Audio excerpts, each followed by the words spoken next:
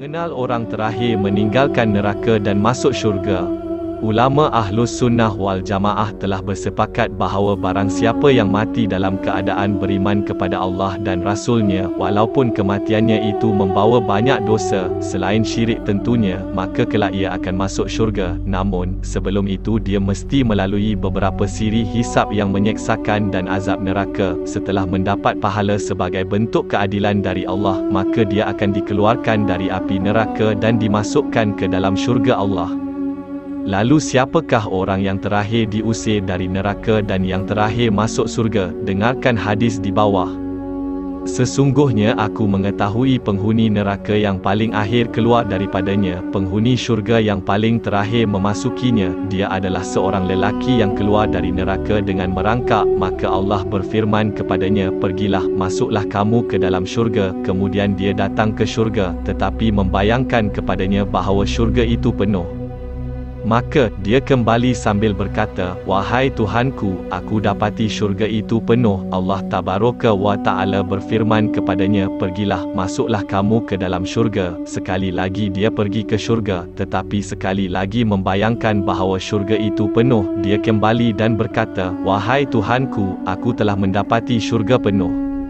Allah Subhanahu wa Ta'ala berkata kepadanya lagi, "Pergilah, masuklah ke dalam syurga. Sesungguhnya kamu mempunyai seperti dunia dan 10 kali ganda, atau kamu mempunyai 10 kali ganda dunia." Nabi SAW berkata, orang itu berkata, "Apakah kamu memperolok-olokkan aku padahal kamu adalah raja?"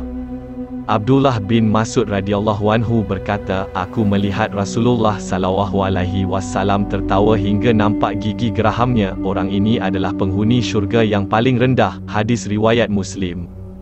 Sebagai orang terakhir yang dikeluarkan dari neraka, sudah tentu dia adalah orang yang terakhir masuk syurga. Dia keluar dari neraka dengan merangkak, lalu Allah menyuruhnya masuk syurga. Walau bagaimanapun, semasa dia mendekati syurga, tercermin dalam gambarannya bahawa syurga itu penuh.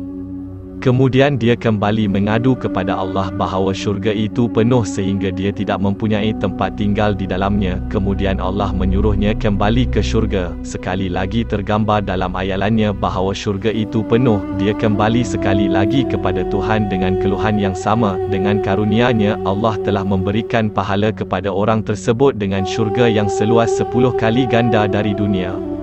Seolah-olah dia tidak percaya dengan apa yang dia terima daripada Allah berupa syurga yang 10 kali ganda saiz dunia, sehingga dia menyangka Allah sedang bergurau dengannya. Hal ini dapat dilihat dengan jelas daripada kata-katanya, "Adakah kamu mempersendakkan saya walaupun engkau adalah raja?" Imam Al-Qurtubi dalam Mukhtasar Tazkiratul Qurtubi berkata, "Dan pasti orang itu berkata, 'Adakah anda mempersendakan saya sedangkan anda adalah raja?'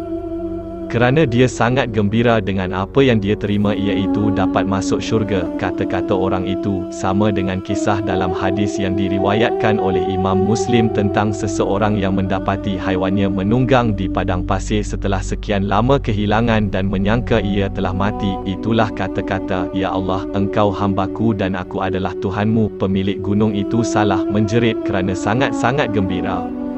Dalam hadis di atas, Nabi tidak menyebut nama dan asal-usul orang terakhir yang keluar dari api neraka, akan tetapi disebutkan dalam sebuah hadis dari Abdullah ibni Umar bahawa orang tersebut adalah dari suku Juhainah, serta julukannya adalah Juhainah. Rasulullah bersabda, "Orang yang terakhir masuk syurga ialah seseorang dari suku Juhainah yang dipanggil Juhainah." Kemudian ahli syurga berkata, "Juhainah mempunyai berita yang boleh dipercayai tentang orang mukmin masuk neraka." Hadis riwayat Al-Khatib. Sudah tentu Juhainah seorang yang beriman, namun dia melakukan banyak dosa, maka dia terpaksa disiksa terlebih dahulu di neraka. Jika tidak mungkin dia akan diusir dari neraka, kerana hanya orang yang beriman yang mempunyai harapan untuk ke syurga walau berapa lama pun mereka diseksa di neraka. Selain itu, Juhainah adalah orang yang terakhir keluar dari neraka serta orang yang terakhir masuk syurga supaya dia tahu siapa orang beriman yang masuk neraka. Sebab itu ahli syurga mengatakan Juhainah mempunyai maklumat yang meyakinkan tentang mana-mana orang mukmin yang pernah ke neraka. Imam Al-Khatib menambah riwayat yang menyatakan bahawa nama sebenarnya Juhainah ialah Hunad. Kemudian ahli syurga berkata, tanyalah Juhainah, adakah masih ada seorang lagi dari makhluk dalam neraka? Dan memang dikatakan bahawa nama orang ini, Juhainah, ialah Hunad. Wallahu alam bissawab.